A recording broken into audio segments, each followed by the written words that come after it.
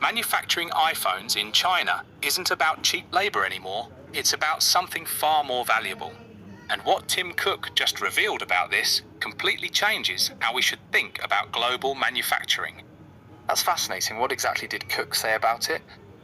Well, he directly challenged this widespread belief about cheap labor, saying, China stopped being the low labor cost country years ago.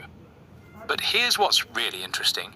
He explained that China's real advantage is this incredible concentration of manufacturing expertise. You know what caught my attention? That comparison he made about tooling engineers. Right? He said in the US they'd struggle to fill a single room with tooling engineers, while in China they could fill multiple football fields. That's not just a difference in scale, that's a fundamental gap in specialized expertise. So what does this mean for Apple's global manufacturing strategy? Well, look at what they're doing in India. They've assembled $22 billion worth of iPhones there in just the last 12 months. But here's the key.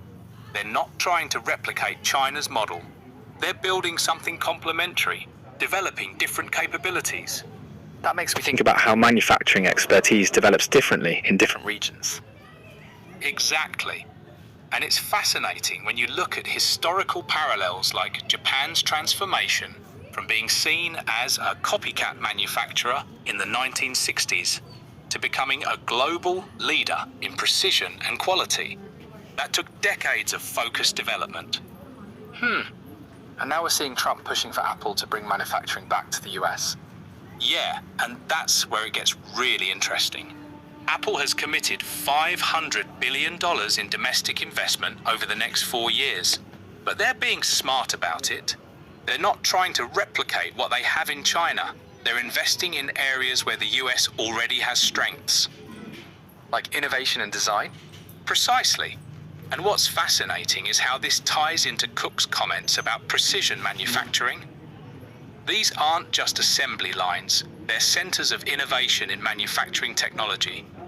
Each advance in manufacturing capability opens up new possibilities for product design.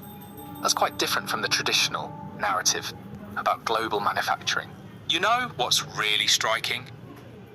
The way this challenges our assumptions about global competition. It's not about countries competing to do the same things. It's about developing unique capabilities that complement each other. So it's more about building a network of specialized expertise. Exactly. And that's what makes Apple's strategy so interesting. They're not just looking for the cheapest place to make things. They're building this global network of specialized capabilities. Each region brings something different to the table. That must give them incredible flexibility in their supply chain. Well, that's the brilliant part. This complexity actually becomes their strength. It gives them resilience and adaptability they wouldn't have if they were concentrated in just one location. And it enables them to develop products they couldn't otherwise make.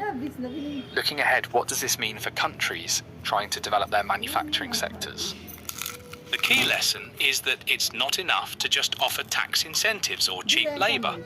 Countries need to think about developing specialized expertise that complements rather than competes with existing manufacturing hubs. It's about finding your unique place in the global supply chain. That's quite a shift in thinking about global manufacturing. And that's really the heart of what Cook was explaining. Success in modern manufacturing isn't about replicating what others have done. It's about developing your own unique capabilities and expertise. It's a much more nuanced picture than most people realize. Manufacturing iPhones in China